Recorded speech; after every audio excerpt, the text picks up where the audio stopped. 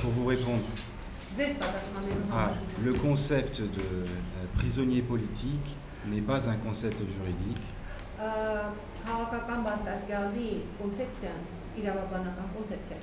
Je préfère parler de présomption d'innocence.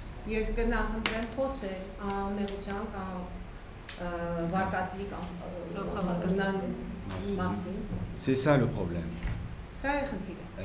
Deuxièmement, donc je l'ai dit, je vais le répéter, on a l'impression qu'en Arménie, la présomption d'innocence n'existe pas.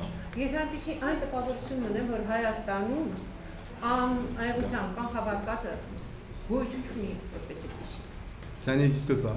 Ça n'existe pas. Voilà. Le peuple a déjà jugé. Enfin.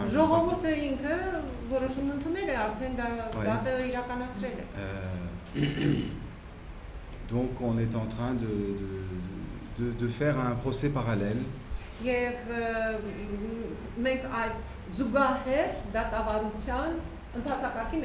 finalement n'a aucune importance. Voilà. Deuxièmement, le texte de l'article 300.1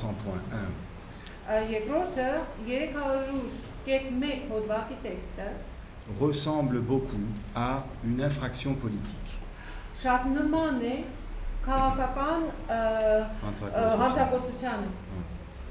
C'est-à-dire qu'il est évidemment, comme on l'a dit, imprécis, donc il n'est pas conforme à la Constitution.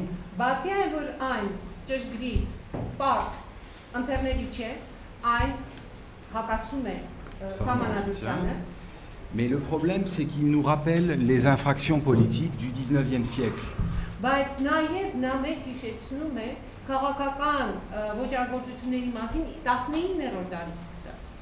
Qui sont aujourd'hui interdites en Europe. Les infractions politiques sont interdites. Elles existent encore dans certains pays africains. Voilà le niveau auquel aujourd'hui l'Arménie se place.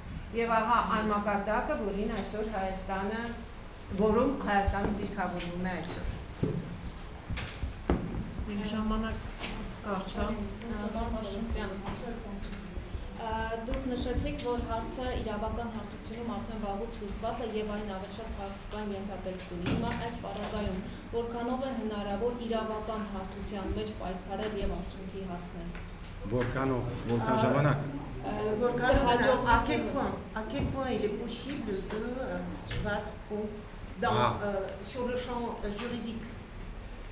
Je vais vous dire, c'est un procès passionnant.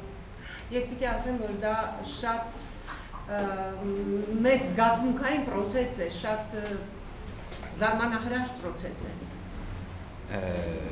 Malgré la souffrance, malgré les erreurs qui sont en train de se commettre, c'est un moment historique. T'as vu, j'ai dit historique. Բացի այն դժվարություններից, որ այն մեջ կրում է, բացի մարդու նկատմամբ տվյալ տառապանքից, որ նա իր վրա կրում է, սա պատմական Je ne peux pas vous répondre. Ça me rappelle les grands procès de la France ces 200 dernières années.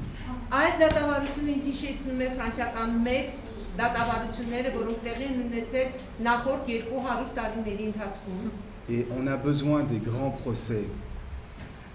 C'est grâce aux grands procès qui ont eu lieu pendant 200 ans que se sont construites les libertés publiques en Europe. Շնորհիվ պետք են այդ նման տիպի մեծ դատավարությունները, նրանք կուլմինացիոն կետեր են, նրանց շնորհիվ այսօր 200 տարի հետո մենք հասնում ենք հասարակական այն ազատությանը, որ ունենք։ Alors de cette bataille, je ne sais pas, ça dépend de plusieurs facteurs, il y a plusieurs facteurs.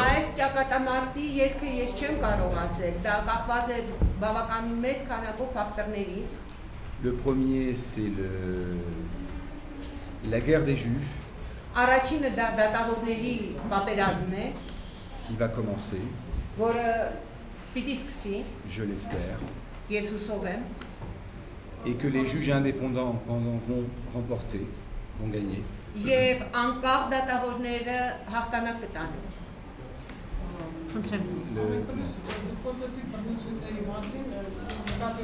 Vous avez parlé des violations.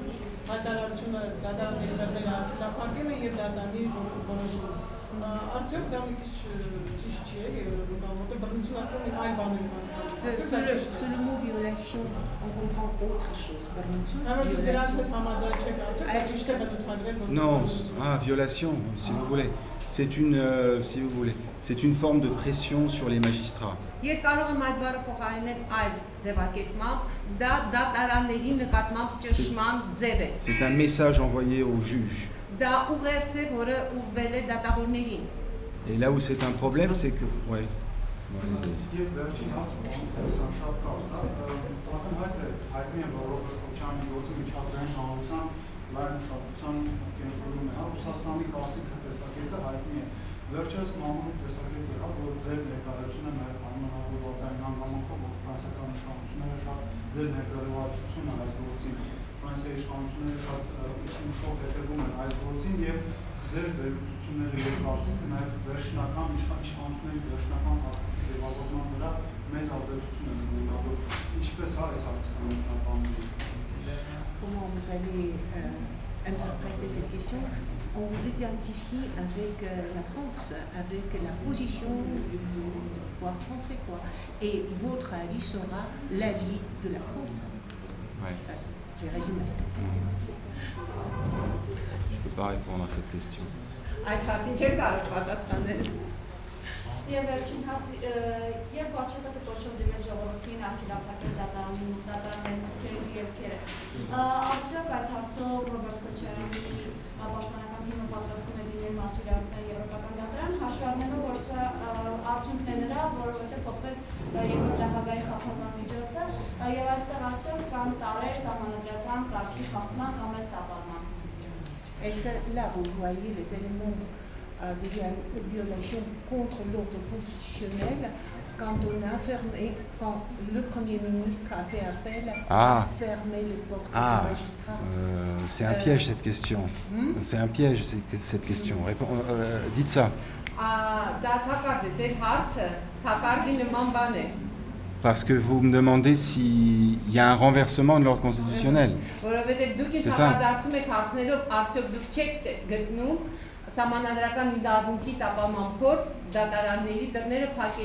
Ասեց էր արցումը։ Ես ասում եմ, որ 301-ը իմաստ չունի։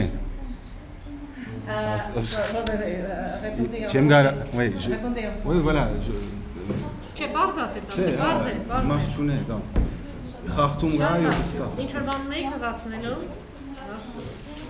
Շնորհակալություն։ Merci.